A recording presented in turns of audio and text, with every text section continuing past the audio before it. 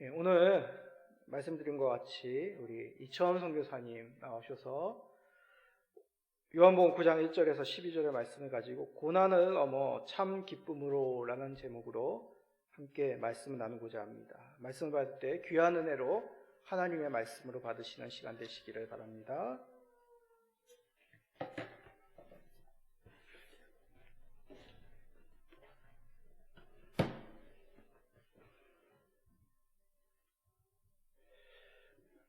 할렐루야. 복된 주일입니다. 제가 가진 달란트가 한 가지 있습니다. 이미 저의 얼굴을 아시는 분도 계시겠지만 제가 마스크를 벗으면 많은 분들이 저의 얼굴을 보고 웃으십니다. 웃어주셔서 감사합니다. 먼저 저는 우리 엘림 시민교회 한준호 목사님과 우리 마산에서 또 함께 동역했었고 또 함께 광주로 오게 된 이천 선교사라고 합니다. 지금은 광주 윤광교회에 사역을 하고 있고 또 이제 조금 있으면 파송을 받아서 나가게 됩니다. 이 시간 제가 나가게 되는 인도 소개를 먼저 조금 하고 그리고 우리 말씀을 조금 전하도록 하겠습니다. 우리 가족 소개를 먼저 할 텐데요. 저는 소개해 주신 대로 이처음은 선교사명입니다. 인도가 종교 제한 국가이기 때문에 본명으로 활동할 수가 없어서 저의 본명은 이승윤이지만 이처음이라는 선교사 가명으로 활동하게 됩니다. 그리고 제 아내는 본명은 김신혜이지만 김사랑 선교사라는 이름으로 그곳에서 사역을 하게 됩니다. 저의 이름과 아내의 이름을 합치면 처음 사랑이라는 이름이 되죠. 그래서 인도 땅에 하나님의 처음 사랑을 전하자라는 마음으로 이렇게 선교사명을 짓게 되었습니다. 저에게는 4살 난 아들과 2살 난 또 아들이 둘이가 있습니다. 첫째 아들의 이름은 세온, 이 세상 새에 따뜻하게 할 온으로 이 세상을 따뜻하게 하는, 복음으로 따뜻하게 하는 아이가 되어라라는 이름을 가지고 있고, 또 둘째는 레온, 이제 올레 따뜻할 온, 이 세상에 복음을 가지고 오는 아이가 되어라라는 이름을 가지고 있습니다. 이렇게 저희 4가정이 이번에 인도로 나가게 됩니다. 우리 성도님들은 인생에서 제일 좋아하는 말씀을 꼽으라면 어떤 말씀이 떠오르십니까? 저에게는 잠언 16장 9절 말씀이 제일 인생 말씀이라고 말씀드릴 수 있는데요. 잠언 16장 9절 우리에게 잘 알려진 말씀이고 정말 익숙한 말씀입니다. 사람이 마음으로 자기의 길을 계획할지라도 그의 걸음을 인도하시는 이는 여호와시니라. 지금까지 이 말씀을 붙들고 정말 어려운 상황에도 결국 나의 길을 인도하시는 분은 하나님이시구나 라고 그렇게 견디어오고 살아왔던 것 같습니다. 그래서 그런지 하나님께서 저를 인도하셔서 인도로 보내시는 것 같습니다. 웃어주셔서 감사합니다. 우리 성도님들 인도하시면 뭐가 생각이 나십니까? 카레가 굉장히 맛있는 나라, 그리고 요가가 굉장히 많이 있는 나라. 이처럼 인도는 정말 무엇이 많이 있는 나라입니다. 지금 보시는 대로 인도는 정말 많은 사람들이 있는 곳입니다. 지금 보시는 이 사진은 인도 사람들이 출퇴근하는 모습입니다. 이렇게 정말 많은 사람들이 기차에 매달려서 다 타지 못할 정도로 정말 많은 사람들이 있는 곳이 바로 인도입니다. 특별히 이번 해 들어서 인도가 중국을 제치고 세계 1위의 인구 국가가 되었습니다. 5년 주기로 약 4억 명씩 늘어난다고 하니까 이제 인도가 정말 이 세계에서 가장 많은 나라이구나라는 것을 부인할 수 없을 정도로 정말 많은 사람들이 있는 나라가 바로 인도입니다. 그런데 인도에는 사람만 많이 있는 것이 아닙니다. 우리 성도님들 지금 보시는 게 인도의 신들인데요. 여기에선 있을 수 없을 분, 있으면 안 되는 분이 있습니다. 혹시 누군지 아시겠습니까? 위에서 4번째에 계시는 분, 바로 우리가 구주 그리스도라고 고백하는 예수님이 인도에도 신으로 존재합니다. 그런데 우리는 예수님만 믿지만 인도 사람들은 예수님도 믿습니다. 자기에게 도움이 된다면 그 어떠한 신도 자신의 신이라고 믿는 사람들이 바로 이 인도입니다. 인도는 정말 많은 사람이 존재하고 많은 신이 존재하는 나라이죠. 사람과 신만 많은 것이 아닙니다. 인도 땅에는 정말 무수한 언어들도 있습니다. 우리가 인도라고 하면 인도의 언어를 뭐라고 생각합니까? 힌두어라고 생각하죠. 그런데 사실 인도의 힌두어는 45%밖에 사용하지 않습니다. 인도에는 약 22개의 언어가 있다고 합니다. 그런데 이 22개의 사투리까지 합친다면 약 3,000개의 언어가 있는 땅이 바로 인도입니다. 특별히 인도의 남부에 타밀나두라는 곳이 있는데요. 이곳에는 언어에 굉장히 재미있는 점이 있습니다. 한국과 굉장히 유사한 언어들이 있는데 우리 한국어로 나는 그런 것 모른다라는 말을 타밀나두에서는 나도 그런 거 모른다라고 이야기한답니다. 그리고 한국어로 너 이거 봐, 이거를 타밀나두 사람들은 니 이거 봐 한국어로 너 이리 와를 니 이리 와 라고 말하는 것처럼 굉장히 인도가 한국과 유사한 점이 많다라는 것을 살펴볼 수 있습니다. 특별히 제가 가게 될 곳은 하살표가 있는 인도의 서부의 푸네라는 곳입니다. 이 푸네는 특별히 교육과 문화의 중심지로 알려져 있습니다. 이곳에 굉장히 많은 대학교들도 있고요. 특별히 인도의 어학 연수로 오는 그 연수생의 절반이 바로 이 푸네에 모여서 함께 어학 연수를 하는 것으로도 유명해져 있습니다. 특별히 이곳에는 한국의 포스코와 그리고 여러 가지 기업들이 지금 들어와서 함께 많은 한인 사회를 또 이루어가고 있는 곳이기도 합니다. 특별히 저희 가정이 이 푸네에 가서 하게 될 사역은 정말 믿기 않으시겠지만 저게 날아다니고 있는 사진이 저의 모습입니다. 제가 작년 12월에 감사하게도 태권도 4단에 합격하게 되어서 이제 인도 땅에 가서 태권도를 가르칠 생각입니다. 그곳에 가서 태권도를 통해서 많은 사람들을 모으고 그들에게 복음의 반응을 보이는 자들을 제자로 양육하고 그들을 통해서 또 그들이 또 한국 땅에 들어와서 또 태권도를 배우고 또 많은 견문을 넓히면서 그것을 통하여서 제자를 양육하는 일을 계획하고 있습니다. 뿐만 아니라 저희는 한국어 사역을 준비하고 있습니다. 이제는 세계 어디를 가도 한국어는 정말 잘 알려져 있죠. K-팝, K-컬처, K만 붙이면 모든 것이 통하는 것이 바로 한국의 문화입니다. 특별히 인도에 얼마 전까지 제2 외국어가 중국어였는데 그 중국어가 빠지고 그 자리에 한국어가 들어오게 되었습니다. 특별히 요즘에는 평생 교육원만 다녀도 한국어 교원 자격증을 취득할 수가 있죠. 그런데 인도는 그 자격증만 취득하고 있는 게 아니라 관련 학교의 학사 학위를 소지한 사람, 그 사람이 교원 자격증을 가지고 있으면 그 사람을 대학교의 정식 교사로 채용해 줍니다. 감사하게도 저와 아내는 이 학사 학위를 가지고 있고 교원 자격증을 취득했기 때문에 이러한 사역을 통해서도 선교의 많은 문을 넓힐 수 있겠다라고 생각이 듭니다. 이러한 비전을 가지고 저희 가족은 인도 땅에 가서 그곳에서 이제 5월 22일자로 인도 땅에 들어가서 함께 복음을 전하고 선교사에게 첫 텀을 감당하게 됩니다. 이를 위해서 우리 많은 성도님들 함께 기도해 주시면 감사하겠습니다. 이제 주일날 제가 왔기 때문에 인도 선교 보고는 이쯤에서 마치도록 하고 이 시간 잠시 하나님의 말씀을 조금 나누려고 합니다. 특별히 오늘 요한복음 9장 1절부터 12절 말씀으로 고난을 넘어 참 기쁨으로 라는 제목으로 함께 말씀을 나누겠습니다. 오늘 본문 9장 1절을 보시면 예수님께서 제자들과 함께 성전에서 나오시다가 성전 곁에서 날 때부터 맹인된 사람을 보셨습니다. 그런데 이 사람들을 보고 제일 먼저 예수님의 제자들이 예수님을 향해서 이렇게 물어봅니다. 제자들이 물어 이르되 랍비여 이 사람이 맹인으로 난 것이 누구의 죄로 인함이니까? 자기니까 그의 부모니까? 아니 이 사람이 보지 못하는데 그 사람을 향하여서 이 사람의 죄가 그 사람 때문입니까? 부모의 죄 때문입니까? 라고 물어본다는 거죠. 이 제자들이 당시에 왜 이렇게 물어봤냐면 당시 사회의 관습으로는 지체 장애자들의 그 장애의 이유가 바로 그 사람의 죄 때문에 이러한 일이 일어났다라는 그런 통념이 있었기 때문입니다. 그러한 통념을 통하여서 제자들이 예수님께 물어봤던 것이죠. 예수님은 이 제자들의 질문에 뭐라고 대답하십니까? 3절에 보면 예수께서 대답하시되 이 사람이나 그 부모의 죄로 인한 것이 아니라 그에게서 하나님이 하시는 일을 나타내고자 하심이라 라고 말씀하십니다. 이 사람이 이렇게 된 이유가 하나님이 하시고자 하는 일, 하나님이 하시는 일을 나타내기 위함이다. 그렇다면 과연 하나님이 하시는 일이 무엇일까요? 그 정답은 요한복음 6장 29절에 있습니다. 요한복음 6장 29절은 이렇게 말합니다. 예수께서 대답하여 이르시되 하나님께서 보내신 일을 믿는 것이 하나님의 일이니라 하시니. 정리를 하자면 지금 이 앞을 보지 못하게 된 사람이 이렇게 된 이유는 바로 하나님께서 보내신 자, 바로 예수 그리스도를 믿게 하기 위함이다라는 것입니다. 그래서 그런지 예수님께서 그 일을 하기 위해 실제적인 방법을 행하십니다.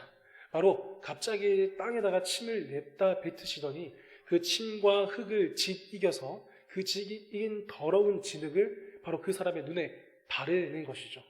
한번 생각해 보십시오. 앞을 보지 못하는 사람입니다. 아무리 앞을 보지 못한다 할지라도 침이 섞인 그 냄새 나는 것이 자기의 눈에 발라진다면 얼마나 불쾌하겠습니까? 그런데 그는 그러한 불쾌함 가운데에도 불쾌하다라고 이야기하지 못합니다. 우리가 성경을 읽어보면 때로는 정말 예수님의 이해할 수 없는 행동을 마주하곤 합니다. 대표적인 것이 가늠하다가 잡혀온 여인을 두고 갑자기 예수님께서 허리를 숙이시고 땅에 무엇인가를 적는 그 말씀이죠. 우리는 그 예수님께서 적으신 것이 어떤 내용인지 이해하지는 못합니다. 그것과 마찬가지로 오늘 본문에서 갑자기 예수님께서 침을 뱉으시고 흙을 디디겨서 그의 눈에 진흙을 바르십니다. 그의 입장에서는 정말 불쾌한 일이 될 수 있습니다. 예수님께서 왜 이런 행동을 했는지 우리는 전혀 짐작을 할 수가 없습니다. 그런데 우리는 예수님께서 왜 이런 일을 하셨는지가 아니라 왜 이런 행동을 하셨는지에 집중해야 됩니다. 요한복음 9장 6절에 보면 이 말씀을 하시고 땅에 침을 뱉어 진흙을 이겨 그의 눈에 바르시고 라고 나와 있습니다. 이 바르다라는 원어를 살펴보면 그냥 바르다라는 의미만을 가지고 있지 않고 이 단어에는 기름을 붓다라는 의미도 같이 사용되고 있습니다. 정리를 하자면 예수님께서 이 사람이 앞을 보지 못하는 것은 하나님이 하시는 일, 곧 예수님을 믿게 하는 일을 위해서다라고 말씀하셨습니다. 그리고 예수님께서 바로 그 일을 위해서 지금 앞을 보지 못하는 이에게 성령으로 기름을 부어주셔서 이 사람은 나를 믿게 하고 내가 이 사람을 구원하게 하실 것이다 라는 것을 미리 예표했다라는 것이죠. 그의 입장에선 굉장히 불쾌했을 겁니다. 그런데 더 불쾌하고 더 어이가 없는 것은 예수님께서 그 다음에 하시는 말입니다. 바로 실로암 못에 가서 씻으라 라는 말이죠. 한번 생각해 보십시오. 이 사람은 앞을 평생 보지 못했습니다. 그 실로암이라는 곳이 어디에 있는지 들어서는 알겠지만 앞이 보이지 않기 때문에 그까지 가는 여정은 굉장히 힘들었을 겁니다. 앞이 보이지 않았기 때문에 굉장히 더듬으면서 그 거리를 향해 갔어야 될 것이고, 많은 사람들이 자신을 향해 죄인이라고 조롱했기 때문에 그곳을 향해 가면서 많은 사람들의 조롱을 받으면서 그 모든 조롱을 참으면서 그까지 가야 했을 것입니다. 그런데 그가 예수님의 말씀대로 어떻게 합니까? 실로암에 가서 씻습니다. 그러자 정말 놀라운 일이 일어나죠. 그가 앞을 보게 되는 일이 일어났습니다. 그가 예수님의 말씀에 순종할 수밖에 없었던 이유는 그가 마지막으로 붙잡을 희망이 바로 이것밖에 없었기 때문입니다. 그런데 그가 그 말씀에 순종했더니 정말 눈이 떠지게 되었죠. 성도님들, 이 앞을 보지 못하는 사람에게 정말 바랬던 기쁨이 있다면 무엇이었겠습니까? 당연히 앞을 보는 것이었겠죠. 한번 생각해 보십시오. 이 사람이 앞을 보지 못했기 때문에 성전 문 곁에 서서 사람들에게 할 수 있는 것이라고는 구걸밖에 없었습니다. 그래서 성경은 그를 향해 거린이라고 이야기까지 하죠. 그 사람이 그런 모진 고난과 조롱과 핍박을 받으면서 항상 생각했을 것입니다. 내가 앞만 보이게 된다면 내가 이 모든 삶을 다 청산하고 이제는 정말 제대로 된 삶을 살 것이다. 내가 앞만 보이게 된다면 떵떵거릴 만큼 열심히 살 것이라고 수없이 되뇌었을 것입니다. 그런데 그런 그가 지금 눈이 떠져서 앞을 보게 되었습니다. 그가 바랬던 참 기쁨이 이루어진 순간이 지금 일어난 것이죠. 그런데 성경은 그것에서 끝이 나지 않습니다.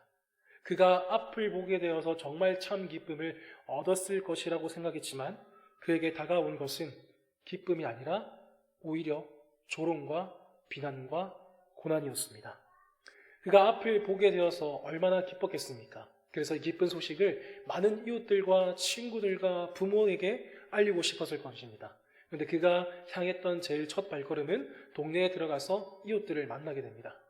이웃들이 그가 평생 앞을 보지 못하게 되었다라는 것을 잘 알고 있었을 것입니다. 그런데 그런 그가 앞을 보면서 들어온다면 얼마나 환대해 줘야겠습니까? 그런데 그를 향해서 이웃들이 하는 말은 네가 어떻게 눈이 떠졌느냐? 네가 우리가 알던 그가 맞느냐? 라는 환대가 아니라 오히려 그를 의심하고 배척하는 말이었습니다. 그런 그에게 네가 누구냐? 너의 눈을 떠뜨게 해준 네가 누구냐? 라고 이야기할 때 그가 했던 말은 대답하되 예수라 하는 그 사람이 진흙을 이겨 내 눈에 바르고 나더러 실로암에 가서 씻으라 하기에 가서 씻었더니 보게 되었노라 라고 이야기를 합니다. 이 이웃들이 이 사람의 눈이 떠졌다는 사실을 들었으면 정말 기뻐하고 함께 해줘야 되는데 그 사람들은 함께 기뻐하지 않았습니다. 오히려 그 사람을 데리고 바리새인들에게 끌고 갑니다. 왜냐하면 당시에는 종교 지도자들과 예수님의 그 많은 사역들 가운데 분쟁과 다툼이 있었고 바리새인들은 예수님을 믿는 자들을 배척하고 있었기 때문입니다. 그 유대 공동체 안에 있던 그 이웃들이 바로 예수를 통해서 나음을 받았다고 하는 이 사람을 바리새인들에게 끌고 갔던 것이죠. 그리고 바리새인들이 그를 향해서 물어봅니다. 네가 어떻게 눈을 뜨게 되었느냐? 라고 하자 그 사람이 이번에는 이렇게 이야기합니다. 이미 맹인되었던 자에게 다시 묻되 그 사람이 네 눈을 뜨게 하였으니 너는 그를 어떠한 사람이냐 하느냐 대답하되 선지자니이다 하니. 조금 전까지 이웃에게 자기의 눈을 뜨게 해준 분을 예수라 하는 사람이라고 소개했던 그가 이제는 예수님을 향해서 선지자로 고백합니다. 바리새인들은 그 예수님을 부인하지 않는 이 맹인을 두고 이제 이 사람이 어떻게 눈이 떠졌는지 정확하게 확인하고자 그의 부모를 찾아갑니다. 그리고 그의 부모를 찾아가서 당신의 아들이 눈이 어떻게 떠졌습니까? 라고 물어보자 그 부모가 했던 말이 더 과간입니다. 바로 당신이 왜 나에게 와서 물어봅니까? 나의 아들에게 가서 직접 물어보십시오 라고 하는 것이죠. 아니, 한번 생각해 보십시오. 맹인이 앞을 보게 되었다면 제일 먼저 찾아갔던 이가 아마 부모였을 것입니다.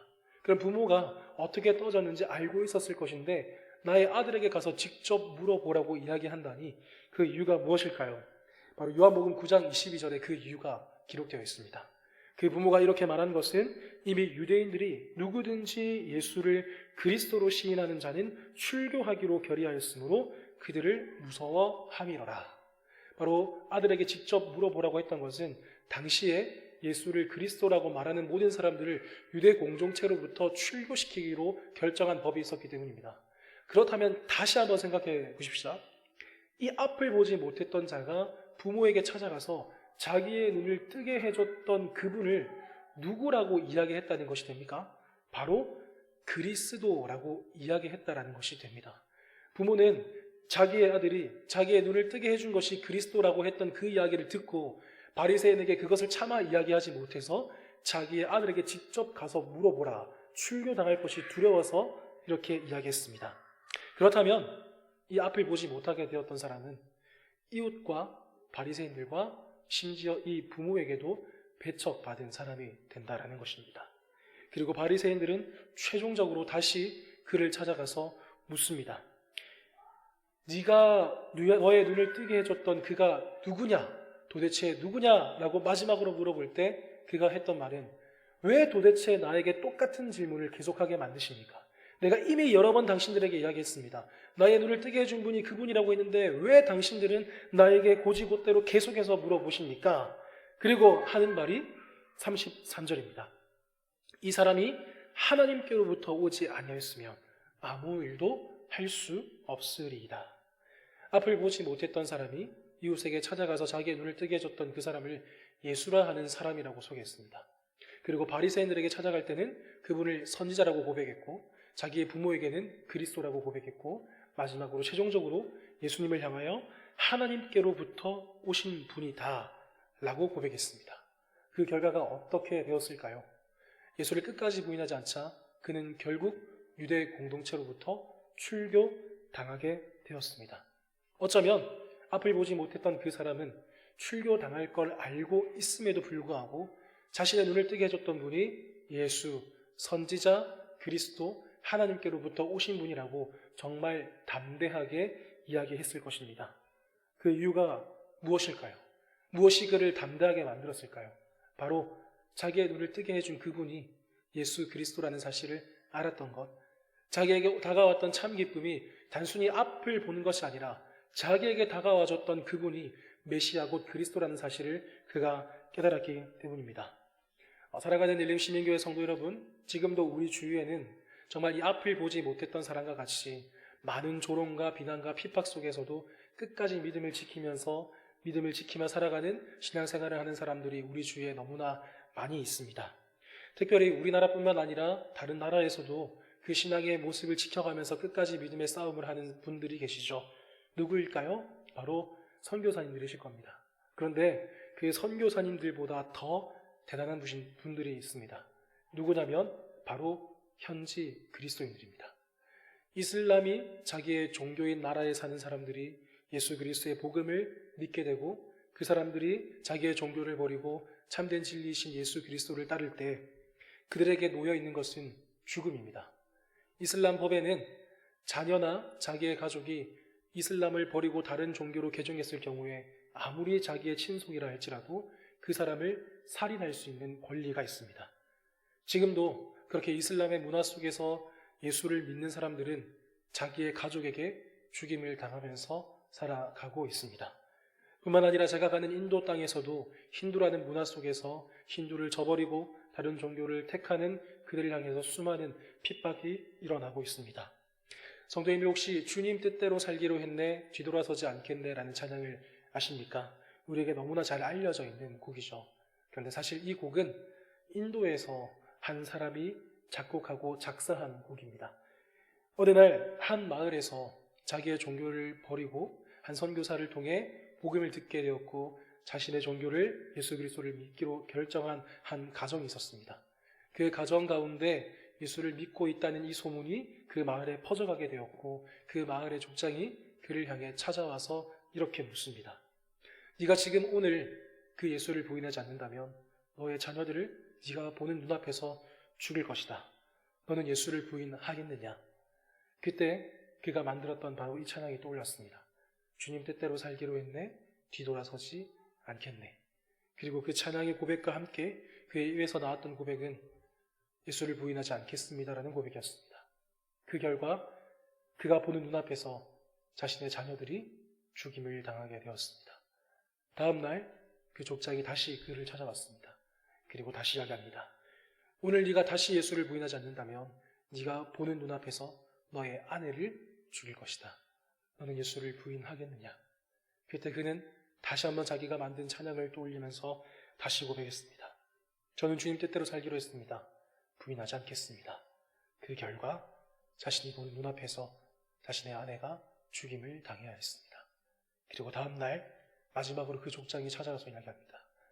오늘 네가 부인하지 않는다면 너를 죽일 것이다. 부인하지 않겠느냐? 그리고 그는 끝까지 뒤돌아서지 않고 그날 그곳 가운데서 믿음을 지키며 순교했습니다.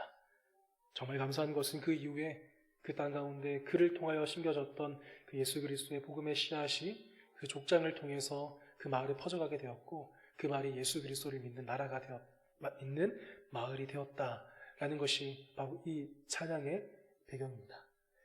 저희 가정이 가게 될 인도도 그런 곳입니다. 많은 분들이 저희 가정을 향해서 물어봅니다.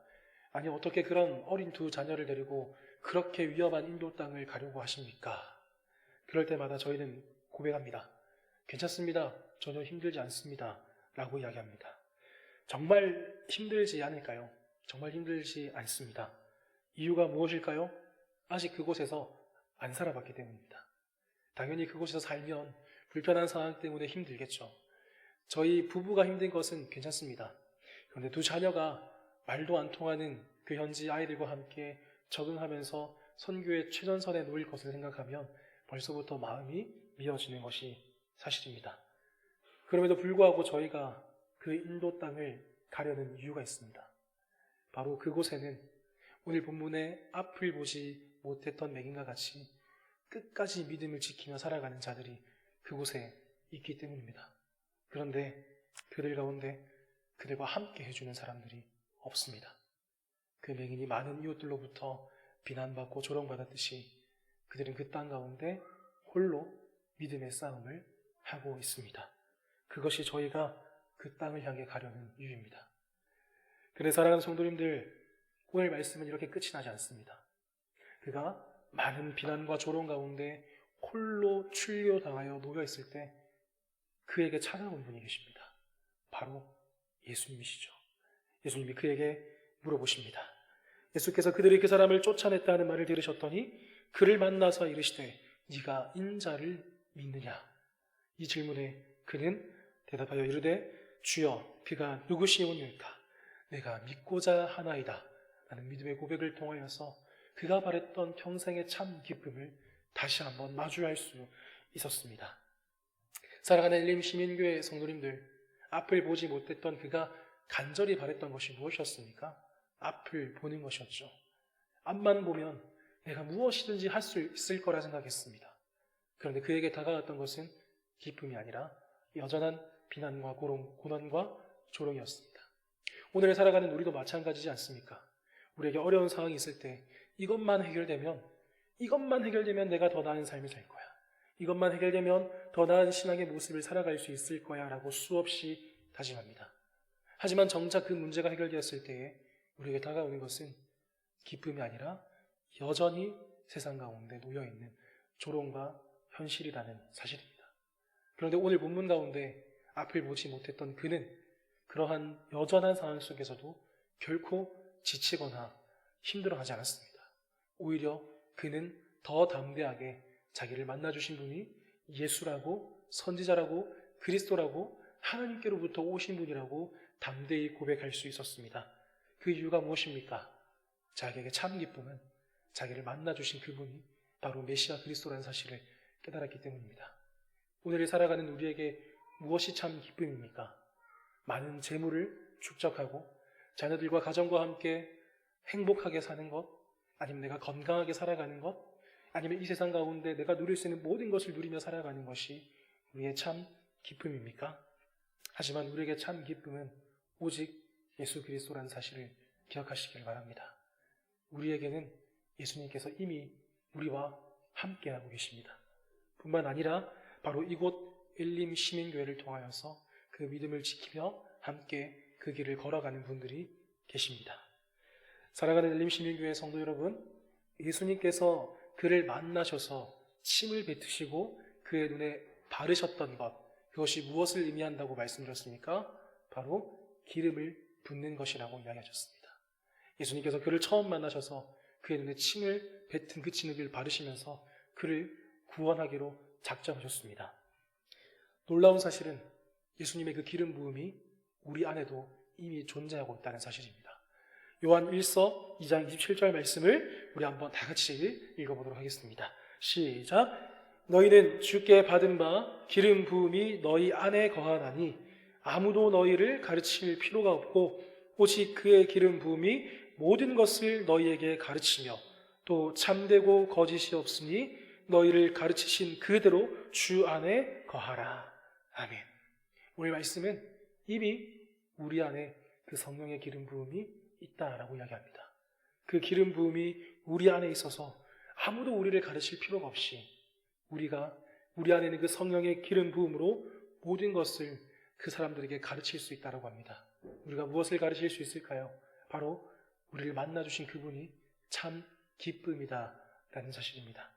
바라는 것은 우리 엘림 시민교회 성도 여러분이 오늘 본문에 있는 그 어려움에 처한 맹인과 같은 사람들에게 예수님과 같이 찾아가 주셨으면 좋겠습니다.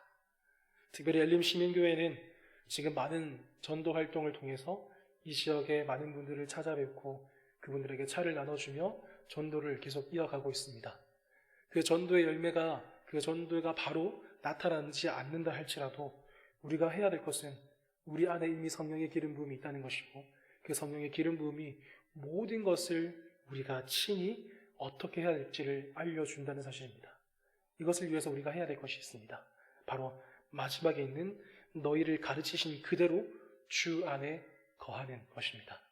우리 엘림 시민교회 모든 성도님들이 오늘 이 말씀을 따라서 주 안에 거함으로 그 성령의 기름으로 충만해져서 오늘 본문의 그와 같이 어려움에 놓인 자, 고난에 놓인 자들에게 예수님과 같이 찾아가 주셔서 그들에게 참 기쁨이 되어 주시기를 소망합니다. 바로 그때 그들이 주께로 돌아와 함께 이곳을 통하여서 참 기쁨을 찬양하며 참 기쁨을 누리며 날아갈 때 바로 이 엘림 시민교회 가운데 하나님의 풍성한 은혜가 주의 이름으로 가득하게 채워지길 주의 이름으로 간절히 축복합니다.